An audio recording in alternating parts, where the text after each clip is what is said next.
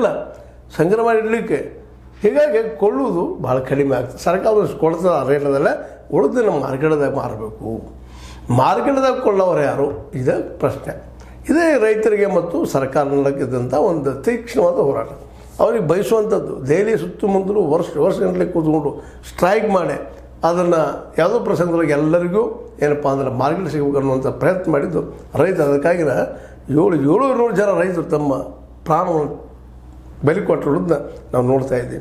ಆಗ ಅನಿವಾರ್ಯವಾಗಿ ನಮ್ಮ ಮೋದಿಯವ್ರದ್ದು ಏನೋ ಕಾನೂನು ಹಿಂದೆ ತಗೊಂಡು ವಿನಃ ಇವತ್ತಿಗೆ ಸಹಿತ MSPಯನ್ನು ಕಾನೂನು ಮಾಡಿಲ್ಲ.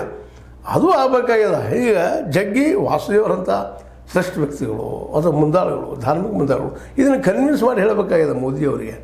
ಮೋದಿಯವರ ನೀವು ಮಾಡಿದ್ದು ಒಳ್ಳೆಯದ, ಇಲ್ಲಿ ಫಲವತ್ತಾದ ಮಣ್ಣು ಬೇಕು, ಮಣ್ಣಿದ್ರೆ ಬೆಳೆ ಬರ್ತದೆ. ಬೆಳೆಗೆ ಬರಬೇಕಾಗಿತ್ತು ಅಂದ್ರೆ ನೀರು ಬೇಕು, ನೀರಿನ ಜೊತೆ ಗೊಬ್ಬರಗಳು ಬೇಕು.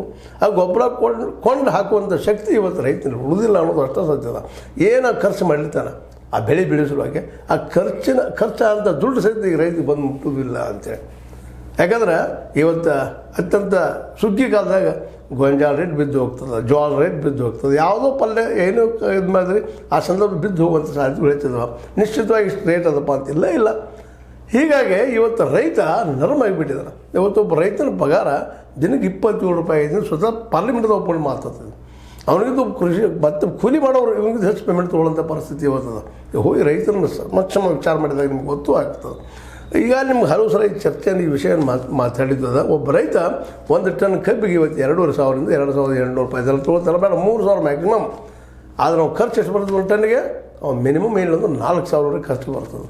ಪ್ರತಿ ಟನ್ನಿಗೂ 1,000-1,500 ರೂಪಾಯಿ ಲಾಸ್ ಆಗ್ತಿರ್ತಾನೆ. ಇನ್ನು ಉಳಿದ ಬೆಳೆಗಳು ಅದೇ ಪರಿಸ್ಥಿತಿನ.